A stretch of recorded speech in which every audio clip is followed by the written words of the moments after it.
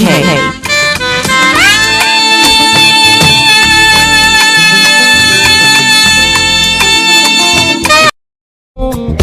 everyone, it's your girl Bebe Clement, the author of How to Go from Employee to Entrepreneur and the host of your weekly business show, Bebe Means Business, the show where we discuss everything you ever wanted to know about business but you were afraid to ask. How do I start my business? How do I raise the finance? How do I grow my business? Where am I going to find my customers? Join me every Tuesday at 1:30 p.m. on Star Radio UK to get all the information and tips that you need to become a successful entrepreneur and become financially free. Remember, don't let life dictate to you. Rather, put your signature on life. Get ready for this.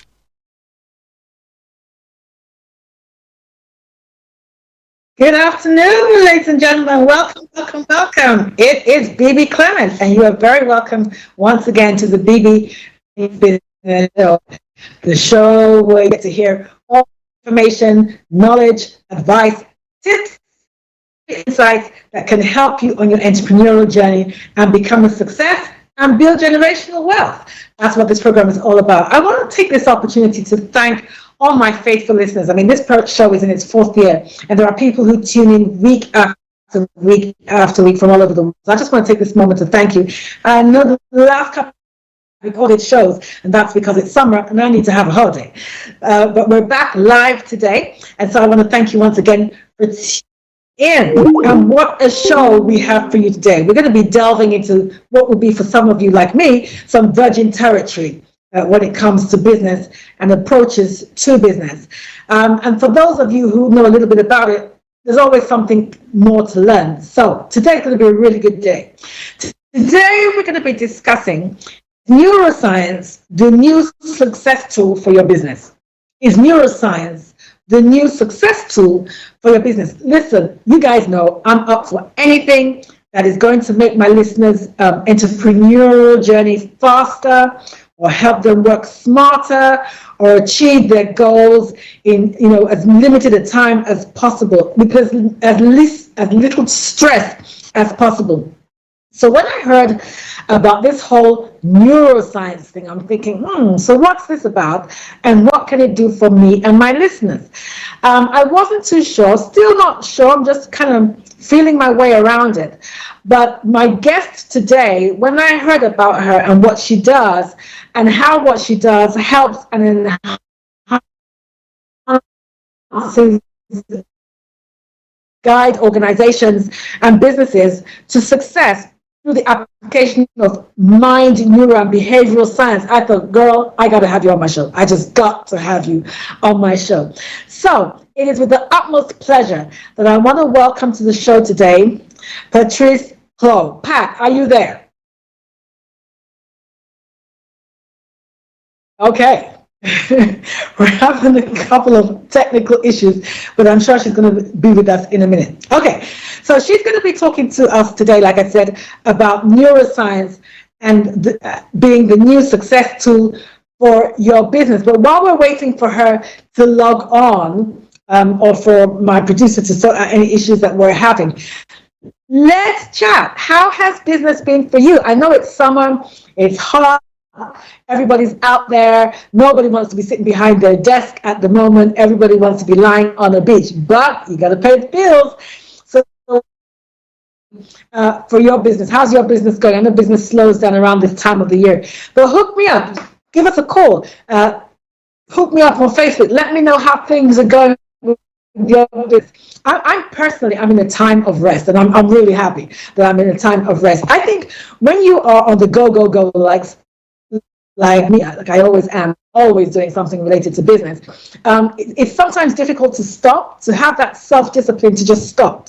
But I kind of, right now I'm in that space where everything has just kind of shut down. And I'm really happy for it. I'm better for it.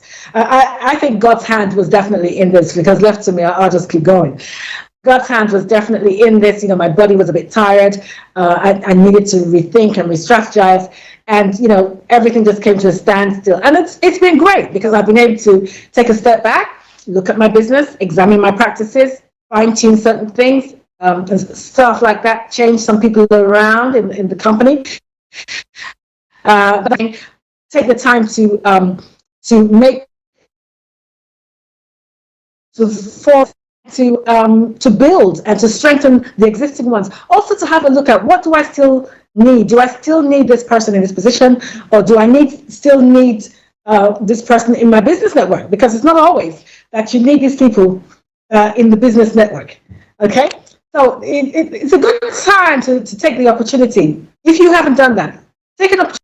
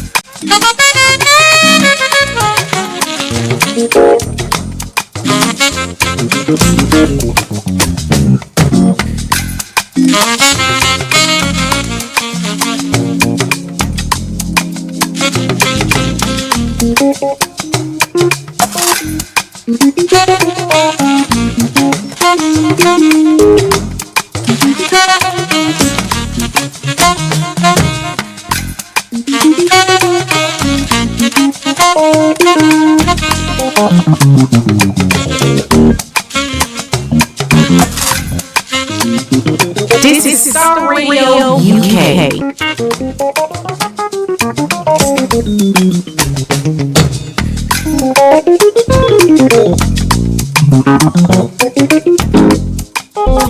Hi everyone, it's your girl Bebe Clement, the author of How to Go From Employee to Entrepreneur and the host of your weekly business show, Bebe Means Business, the show where we discuss everything you ever wanted to know about business but you were afraid to ask. How do I start my business? How do I raise the finance? How do I grow my business? Where am I going to find my customers? Join me every Tuesday at 1:30 p.m. on Star Radio UK to get all the information and tips that you need to become a successful entrepreneur and become financially free.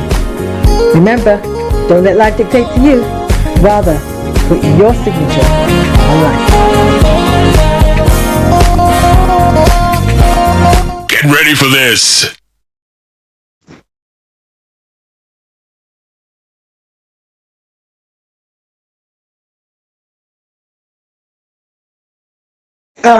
We're having some technical issues. I apologize profusely for this today. So I'm just going to see if my guest is here. Pat, can you hear me? Yes, I can, Bebe. Thank you.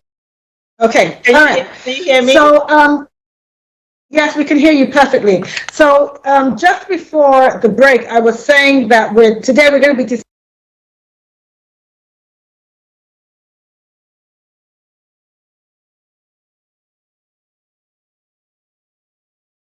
And as I said, ladies and gentlemen, today we have on the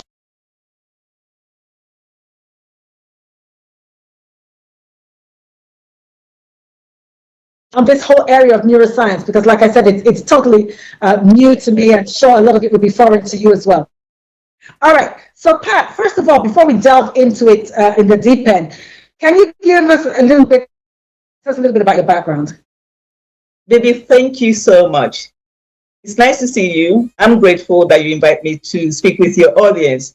My journey, I studied banking and finance, and I also have a master's of business administration. And after that, unfortunately, I didn't work in the bank at all. I got totally involved in property development. And from properties, I started making bespoke furniture, so became an interior designer, very successful, very happy. So that was how the beginning of my business life here in the UK.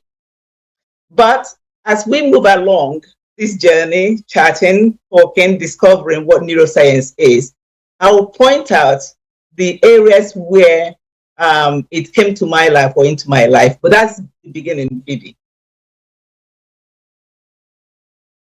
Okay, so clearly you're a well-rounded entrepreneur, and I think that's important that you've had your hand in various pies in relation to business, because I think that definitely gives you an edge, gives you more exposure, it gives you a lot more wealth of knowledge in relation to things like this and business. So how did you get into neuroscience? How did you get into that? That's the thing, because with a good life, good business, and happiness, my family, unfortunately, faced a profound challenge when my husband became terminally ill.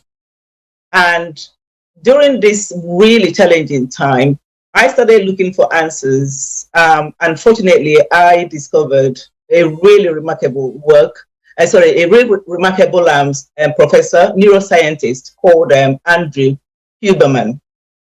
And I leaned on his work, his insights, and what he studied and what he put out there. And that was how my first introduction to neuroscience, but it really helped me and my family during very, very difficult time. Okay, so now that begs the whole question. What exactly is neuroscience? What is it? Very good question. In a simple way, especially from my own perspective and what I do, it's how to apply brain science principles to enhance ourselves. So the brain, right, how our mind, how the human mind works to enhance our lives, ourselves, what we do, how we interact with people. So it's all about us, our mind. What specific aspects? Obviously, neuroscience is quite wide as a science, but what specific aspects of neuroscience are most relevant to the work that you do in relation to executives and companies and organizations? What aspects is most relevant? Yeah, thank you so much, because it is massive, wide. But my specialty is talking and dealing and helping leaders in organizations. So what I do is to help them to think better, to develop themselves better, and to perform better. And this shows in improved productivity, in the way that they manage their teams, in them managing conflicts within their team or in the organization. And another very important thing is change management. So where you have like a company being bought by another company, or a new CEO coming in, or a new manager, how do people that are working there already deal with this new person coming in, and vice versa? So that's where I, touch and work with people towards. Okay. So like how they deal with change management and things like that. Okay. So give me an example of how neuroscience could improve your leadership skills. Okay. I think it's important that, first of all, we talk a little bit about the principles of it. So the brain science principle, what is a human mind and brain like? One thing that really fascinated me that I didn't know, is that the brain is called neuroplasticity, that the brain has the capacity to change and adapt. So that we're 100 years old, shouldn't stop us from doing things or being active and, achieving a lot. The brain can change and adapt. So that's beautiful. That's fantastic. So another principle that we have that is very important to everybody is emotional intelligence and emotional regulation. To know yourself, know how you are emotionally, know that other people are affected by your emotions, know that others actually have emotions too, and they have their things happening in their lives, and know how to work with it to be able to get the most from people, but also offer a lot to people. So based on what you've just said, I can see that this would be vital, particularly for people in HR.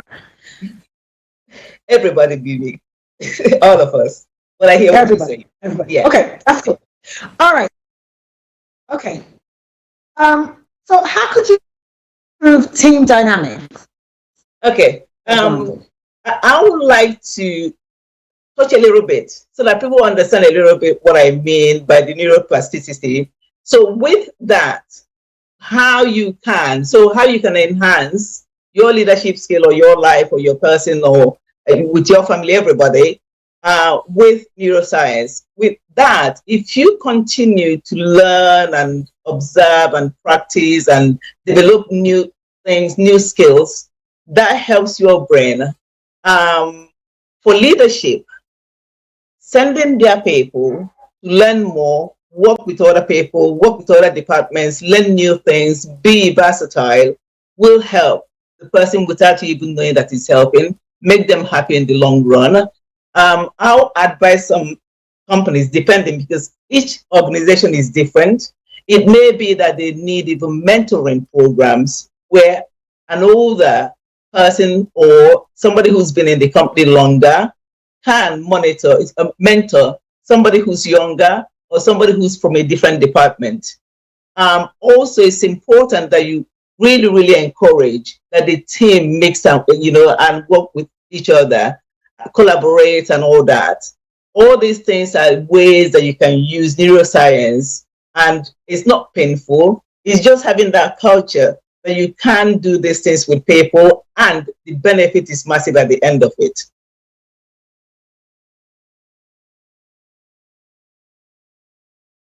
Okay. Now, I find that interesting, and I'm not sure whether you have come across resistance in relation to those kind of suggestions, because my experience working with particularly larger organizations, specifically government organizations, is that they're very stuck in their ways, and they tend to want you to specialize. So if you've been licking envelopes for the last 20 years, they want you to lick envelopes until you die. Rather than perhaps taking the time to get to know the team and the strengths of the team. I might be employed as an administrator, but I have excellent IT skills. I don't see any reason why I should not be exposed to the IT department, that kind of thing. But do you find that organizations are open to that suggestion, particularly like you just said, of teams like going to other departments and finding out what they do there, and perhaps discovering a strength that they didn't even know they had? Yes, absolutely. my experience, and really this is like, the truth everywhere, is that leadership matters. So it depends on whom is leading a team, a company, and on an organization, even families. If we can get the leaders to understand, the importance and what they will gain from having this in their company, then it's very easy for them, the staff and the employees, to take on, what we're talking about. It's almost everywhere. That's how we've been brought up, and that was the norm before, where once you're doing something, you stick to it. But that, we're all missing a lot, not bringing people in. There's this saying that 2 heads are better than 1. It's actually even more than that, because not just 2 heads, but 2 ideas, 2 minds, 2 everything. So you can imagine when you have 10 or 20 people, all with their different ideas. I think sometimes people may be afraid that they will not be able to control it. But it's something that you can put in very gradually. You don't have to have everybody doing the same, what I'm suggesting now. You can try little, but the main thing anyway, Bibi, that I'll say to people to start doing today is to create an environment, first of all, that is very welcoming, that is positive, that recognizes even the lowest person, what they are doing, the sweeper, the cleaner, whoever, and encourage them, because we're human beings and we're social animals. So if we understand that as our boss like or appreciate what we're doing, immediately you want to do more. So to create that kind of environment where you recognize and praise people, to create an environment where you have stress management, maybe workshop or techniques, 5-10 minutes, doesn't take too long. Before we used to say like feedback, the manager should feedback. I really advise my client now that the feedback should go both ways. So as you're feeding back to your staff, can they also be able to tell you? Because, we are not all fantastic that we cannot do it, make any mistakes. 2 heads again is better than 1. If you do these things, reduce the stress, and people want to go to work. I've actually have clients where their staff have now new energy because things are different. Stress is better. You don't have much stress. So even if you have that, we have a way of also working with stress as energy rather than a negative thing. People get more involved. People even give you more. So which means you have more motivation and motivational people. You have more creativity. You have more innovation, and what does that all mean? Your business will grow, more profit and more money for you, and everybody is happier, and the mental health is also better. So it's all win-win with my job, to be honest, and I love it. Yeah. we can see that. This would be a great place to take a break. So we're just going to take a very short break. And when we come back, I want to have a look at, I want to touch on neurodiversity. This is an area that is, again, now beginning to come to the fore. So I want to talk a little bit about that. And also we're going to be looking at how we can use neuroscience in recruitment. Yes, definitely. I got some stories to tell. Don't go anywhere, guys. We'll be back in a moment. Hi everyone, it's your girl Bebe Clement, the author of How to Go From Employee to Entrepreneur and the host of your weekly business show, Bebe Means Business, the show where we discuss everything you ever wanted to know about business but you were afraid to ask. How do I start my business? How do I raise the finance? How do I grow my business? Where am I going to find my customers? Join me every Tuesday at 1:30 p.m. on Star Radio UK to get all the information and tips that you need to become a successful entrepreneur and become financially free. Remember, don't let life dictate to you. Rather, put your signature on life. Get ready for this. Welcome back, ladies and gentlemen. You are tuned in to the Bebe Means Business Show, and I'm your host, Bebe Clement, here every week at 1:30 on Tuesday to give you all the advice, tips, and help that you need in order to build your entrepreneurial empire and on your entrepreneurial journey. Today, we have a very special guest on the show, Pat Clough, and she's talking to us.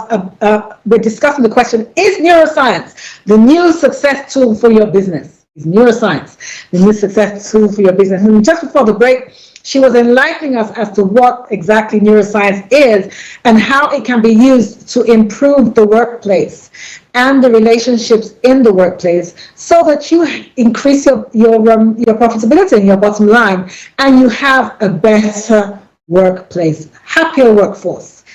It equates to a better workplace for everybody. So, Pat, welcome back.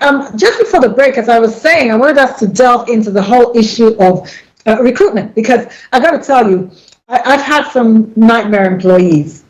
And, when people hand in their CVs, everybody looks fantastic on paper. But I kind of pride myself that I'm able to decipher or read body language quite well. So there are some things that I feel I should have been able to pick up at interview stage that later down the line, clearly I wasn't able to pick them up. So how does this science, how does neuroscience help you in picking better candidates as employees? Bebe, sorry, I didn't hear the last thing you said. How does it help you? Okay. All right. How would it help me to pick better candidates as employees? Okay. I would say that my starting point picking people is to understand we're all human. And you have to be in tune to your instincts.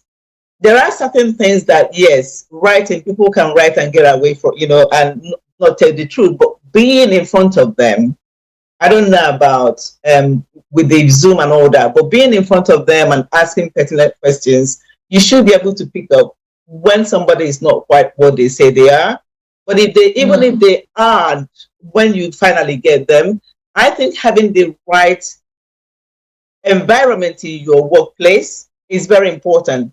And also getting the person to understand how, like the emotional intelligence that we touched on before, the stress management, having an atmosphere where they know that mistakes are not failure as such, but a way to learn. So that if they have any problem, and making it, for them to understand that they can come to you to talk to you.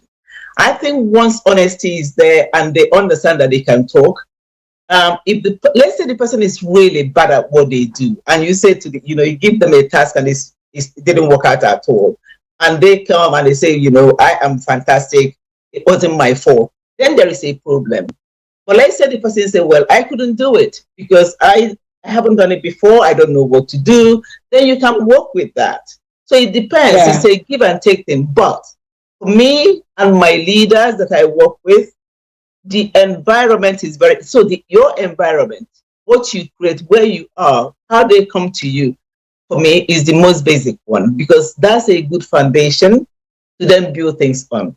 At the end of the day, we can't get on with everybody or employ everybody. Some people, you can get it out of them because they are more relaxed and they are not stressed and they accepted that they don't know. So you teach them, and some people are not capable and you have to get rid of them for them to go to another company. I don't know if that answered your question. That's so true. So true. I think at some point, there are some people that you just have to come to terms with the fact that they're a bad fit, or they are not all that they profess to be. Yes. Yes. Sadly, that does happen, and I don't think we should shy away from that if it's necessary.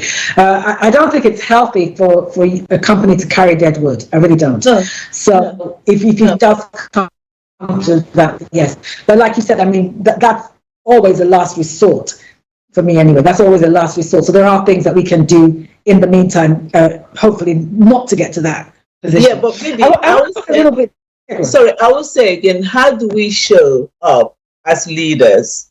What environment do we work in? Because it also affects us. Are your staff comfortable enough to tell you when they have problem? Are you one that when they have an issue or they failed at something or didn't quite make it right, that you're on their back and telling them how much it costs you and all that. Would you be able to teach them the right way so that next time that mistake, so they learn from these mistakes or failures? So we have to look at ourselves as leaders.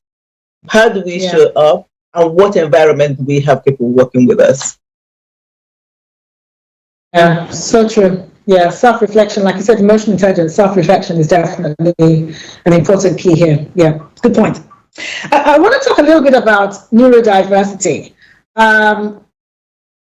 As I said, that's an area that is beginning to be talked about more now. I mean, 10 years ago, nobody knew what that was. But one of the reasons why I think that's quite important is, I'll give an example of something that happened to me a few years ago now. So I was working as an employment lawyer for a trade union at the time, and I remember there was a particular company that was trying to dismiss a certain member of staff. And he was brilliant. He was an engineer, and he was absolutely brilliant at his job. And but he had very poor social skills. And what was happening was he was being accused of sexual harassment. Because, on the Monday morning, everybody gets around, oh, what did you do over the weekend? Oh, I went to church, I went to a party, that kind of thing. Because he had very poor social skills, he would ask inappropriate questions. So he might ask, did you make love, or something like that? Not knowing that it was inappropriate, not realizing it was inappropriate at all.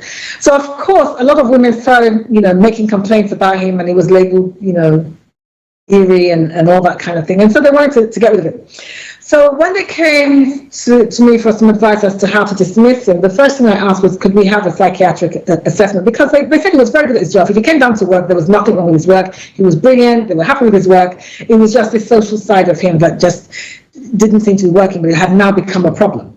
So I said, okay, let's first of all have a psychiatric assessment. So we had a psychiatric assessment. And it was during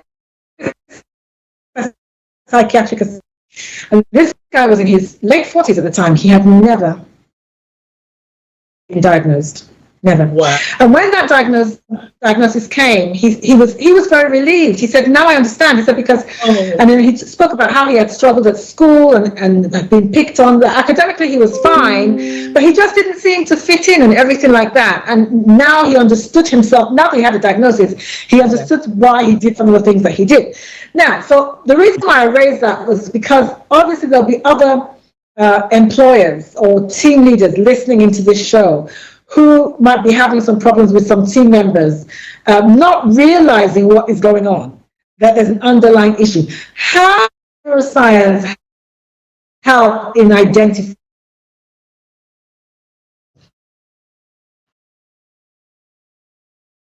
Maybe you're frozen, unfortunately. Can you hear me? Hi, Pat, can you hear me? Yeah, I can now. Okay, can you hear me now? Okay, yeah, so I was saying, how does neuroscience help us as employers or team leaders to identify people who might be neurodiverse in our workforce, and how do we support them? Yeah, the thing is that certain things, illnesses, we don't get involved, but in working with people, I will look again or lean on the emotional intelligence side of things, because if you can understand as a leader, as a HR person, as a manager, that we're all different and we have issues at home, in life, health, being a bit disabled, being a lot disabled, a lot is happening. It's not, no two people are the same thing. So understanding that is a starting point, and then you can, where needed, maybe get, as you told them to do, a professional evaluation on what's happening. I would say the emotional intelligence is very, very important. Understanding us, and this is where my job comes in, to explain actually how we are all engineered. When we're doing certain things, why is it happening? What can we do about it? So for a HR person or manager, it's quite important to understand these basic things about human nature and how the brain works and everything, so that when this guy, like the guy that you talked about, is doing this thing, you understand that something is wrong. It's not normal for people to. So what do you then do? Than to rush to sack him. You sack him and then he goes to another company and the same whole thing starts again. So a lot, fortunately, is happening now. Hence, here I am in your show. People didn't before look at this, understand that you can actually, although big organizations, they've been doing it to get us to buy their products or their services. But now, talking with you, talking with your audience, there are things that we can do, and there are ways to find out exactly what's happening.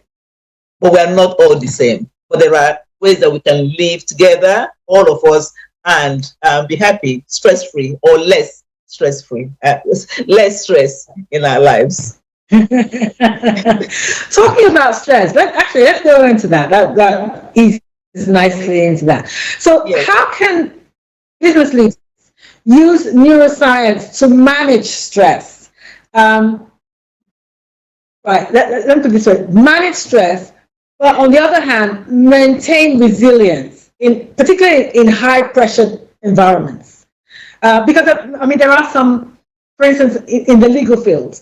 Yeah. There's no way around it. It's high pressure. There is no way around it. So if you come into our field, I can't make it cozy for you, because clients want, they come in, let's say, I do employment law. Let's say their boss is about to sack them.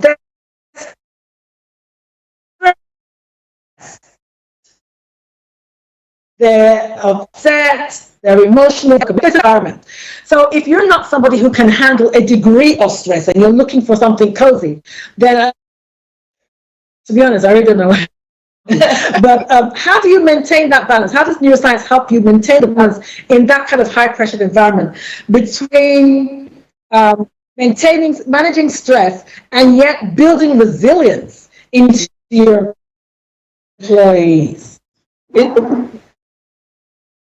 Remember, Bebe, you're gone again. Sorry, I think the Wi-Fi. Can you hear me? Did you get that, Pat? Yeah. So, Bebe, the thing is that stress is a human nature. We have it. Even when things are going well, we are wired that way. That once in a while, even when things are going swimmingly well, we worry about, oh my God, worry about not worrying even sometimes. And this is where it's important that we understand why this happens to us, which is the way our biology is done, the way we are created. It has to happen. We are made to have this, actually it's for our protection. The, either flight or you stay kind of thing to when there is threat. The bad thing is that now, okay, that was okay in the primitive days, long time ago and all that. But right now, we don't have those things that will kill us immediately or cause us harm, but we're still wired that way. So what you're saying about resilience and managing stress is very important for everybody. We all have to learn how to do this. And that's where, again, my job comes in, because we teach you how to reframe things, the reason why you are the way you are being human.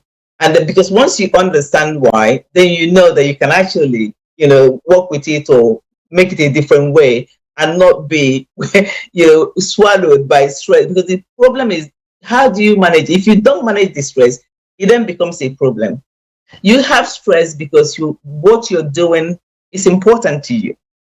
So it should be a good thing. But unfortunately, we're not told or taught at school growing up how to do that. My job is to show you how.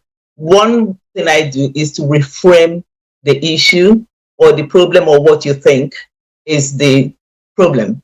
Most times they are not. So sometimes also, if you don't know how to practice something like mindfulness, you're worrying about things that will happen tomorrow or next year even. So my job is to teach you, being here this second, understanding that this is where you are. Tomorrow will come, and we have absolutely no control of what's going to happen tomorrow, even with our jobs. You understand? You can mitigate that in different ways. Maybe prepare, maybe know the knowledge of what you're going to do, and maybe get other people, other experts to help you. So there are ways to get around that. Resilience, as you said, can be learned, but again, you have to be open to it. You have to understand that you're actually lacking it. Some people don't know. And that goes back again to the emotional intelligence, emotional regulation, all that will give you the resilience. It's like really like a bucket that you're filling. And once it starts diminishing, things then gets to you quite quickly. Even somebody's laughter, then or you have a big case in court. So you have stress all the time. The question is, how do you manage it? How do you reframe it? And that's my job, to teach people what to do. And I hope I give you a little bit, in what I've said so far, to show that you can manage stress. Another way is actually breathing. The more oxygen you have in your system, the less stressful you will be. And oxygen, I mean, you have to breathe to the depth of your stomach. So that, because once you're stressed, everything tightens and you breathe quite shallow and you don't even know.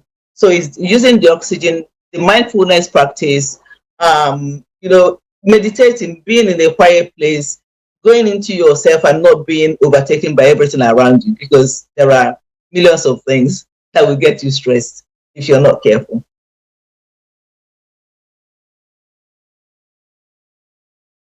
Baby, I can't hear you. I think you're frozen. No, I can't. Hello? All right, I know you have an event coming up. If coming up, you can't hear me. Okay. No. I was saying. Yes.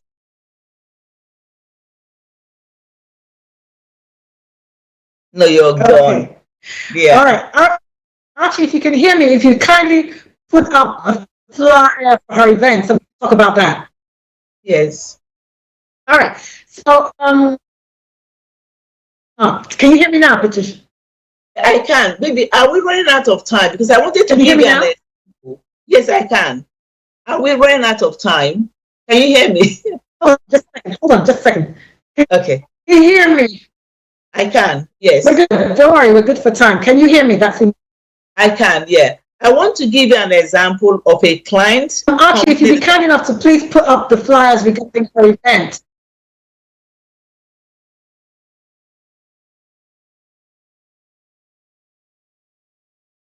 I want to speak a little bit about your event. Okay. I'm waiting for Archie to put it up, but while he's putting up the details regarding the, can you just? Yes. Yes. I can hear you now. But it keeps going in and out.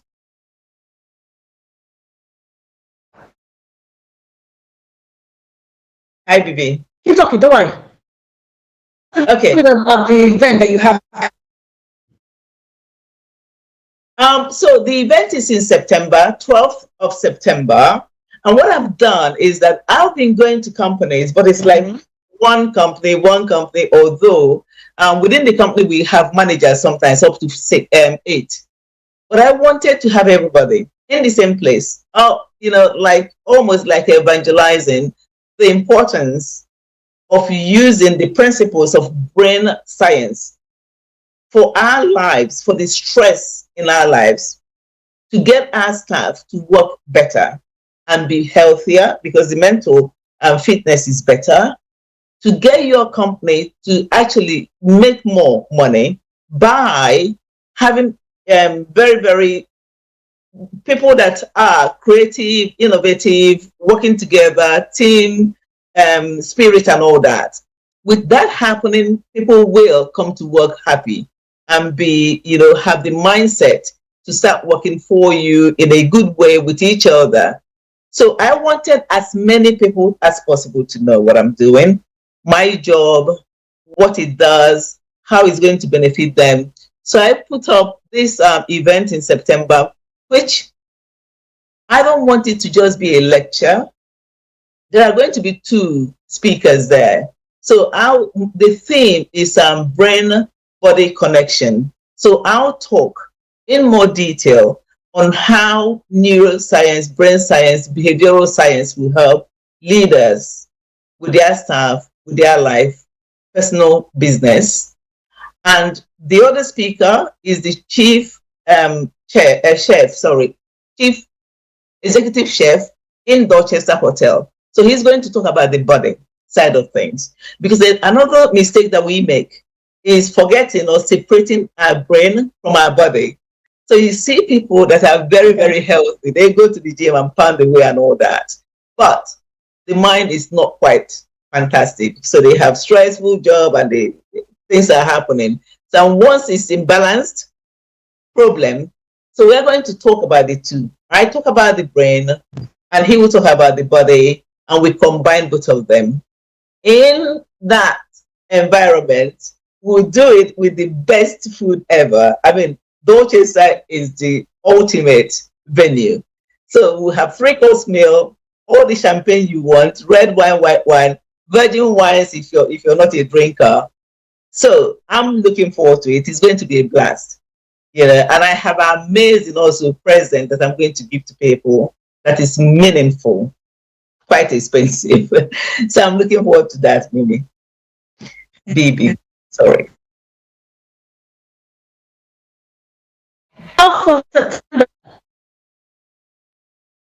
We're still having problem with the Wi-Fi. Like she said, any more classes than that. So yes. I think that's going to go on to the end, so we might as well just continue.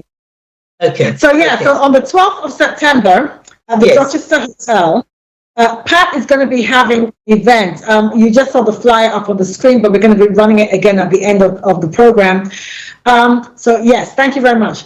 So if you are a business owner, a business leader, an HR manager, a director, this is the place for you to be. Listen, not only is it a place where you get to know more about neuroscience and how you can use it, the brain-body connection, and how you can use it to improve your work environment, but it'll also be an environment for you to network with top people. And then, did she mention the food? If you've ever been to the Duchess, the food is amazing. Lots of champagne, lots of wine. I'm going to be there. Pat's going to be there. And, like they say, your network is your network. You need to start networking with people who can enhance your business, who are further along the journey than you are, and who can enhance your business and help you in your entrepreneurial journey. And this is definitely one of those places that you want to be in. So towards the end of the program, we'll be putting up the website where you can get some more information. The costs and everything else will be on there. But I would encourage also, if you have clients that you want to think of what can.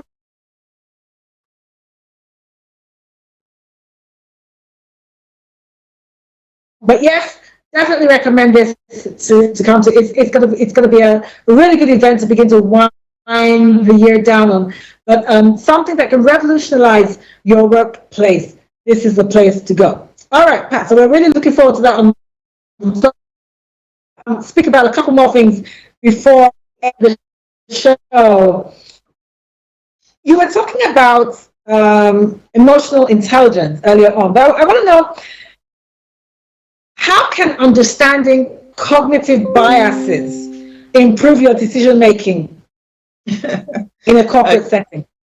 Oh, fantastic. Because I wanted to talk a little bit, like to give practical idea or what I've done, so that people, because it's all good talking about neuroscience without actually doing it in a practical way. I was called into a company, very old, at least 50 years old. So at a point, they were very young, very innovative then, known worldwide, everything was going fantastically. But now they're older, quite old. But what we normally do in such events is to look at the company DNA, what they are, who they are, what their purpose is, what kind of leadership do they have, who the leaders, do they have the growth mindset, are they emotionally great, do they have emotional regulation and all that, what's the company's purpose, are they achieving it, what have they done to get where they are, what's the problem. After that, once we collect the information, we'll analyze it, and then identify the obstacles that they are facing. And then we design a strategy for them to follow. With this company, because they were old, it's been a very old company, and they have their own ways of doing things. One of the things is having leadership manuals, some more than 20 pages long, very exhaustive, very, very information. What they lacked, which I had the same problem before I, did my post-graduate course on this. They lack the innovative curve. That is so important. And you cannot get it in a place where people are not encouraged to express and do things. They lack that. And the management were afraid to let the young ones or the newer people with IT and all that, to come in and take over. They were afraid for themselves that they may lose their job. What's going to happen? They may even lose the company culture. Fortunately, because things were bad, they had to listen. So we came in, looked at their culture, look at the problems they have, design what they are going to do. But in that design, it has to be very, very simple. It has to be things that, like we coerce people gradually, and that are things that will stick. But what we ended up doing is to have clarity of where they are going, very simple methodologies that was used. In doing that, we generated energy. People were interested. All the staff wanted to know what's happening. People were given their own roles to do, so they are involved.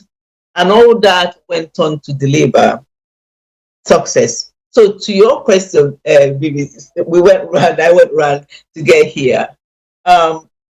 Us being the leaders, we have to actually believe in ourselves and in what others can do. This thing too has been better than one. I am sure, it's everything, that collaboration is everything, partnership, listening to other people, even this diversity that we talked about. Everybody is different and we all have something to offer.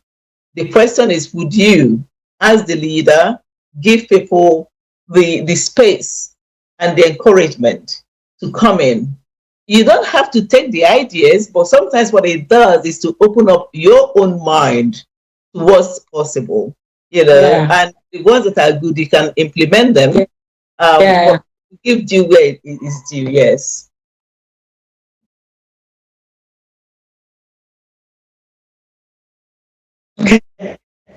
Maybe I'll just ask one more question, and then I think we're going to round it up. Go on. Can you hear me? Yes, right. I can. I want to ask one more question, and then I think we're going to round. I want you to put on your crystal ball. I wanted to look through your crystal ball, actually, for this one. But I'm very much a believer that leaders have to be able to see into the future. They've got to see what other people don't see. That's why they're leaders. So question, what are some of the latest advancements in neuroscience that you think are going to have a significant impact on the business world in the future? I'll have to talk from my own perspective. My biggest thing, understanding neuroplasticity, the emotional intelligence, all that. My biggest thing is collaboration, Bebe. Because if people are comfortable in the atmosphere where they are and they can voice their own ideas, it's one more possibility of what you can do. It's one more thing that you can change. It's one more thing that you can build on. It's one more thing that you can research and see whether there are ways to get out of your field, what you're doing now, into another, to get your thing going. So I'll say collaboration, because that collaboration will then give you innovation and creativity. But the most important thing, now that we've gone through COVID, is looking after ourselves, our brain, the mental fitness. It's really bad the way we were before, that people will work till they die, drop, and then go to hospital. You have high blood pressure and all that. There are ways to mitigate it that don't even cost money. So it's having that kind of atmosphere where you can manage stress, have a restroom, or where people can just meditate, or even do everybody together like a workshop, for break, when they go on break, take 5 minutes for people to chant or meditate or, do. There's one thing I used to do, I do now, which is called yoga nidra. It doesn't, I mean, you can make it for 5 minutes or 10 minutes, but it's all about feeding the mind with air, breeze, so that it's, because it's like a working machine. What do we do to make it better, to calm it down, to make it fresher? Like a garden that you water. Yeah. And that's why it's important what I do, to tell people, even if you're going to the gym, what are you doing for your brain? How are you accepting other people? We are all really interconnected, so to lean and organize and make, things happen with other people. So I'll say collaboration for me, but everybody is different.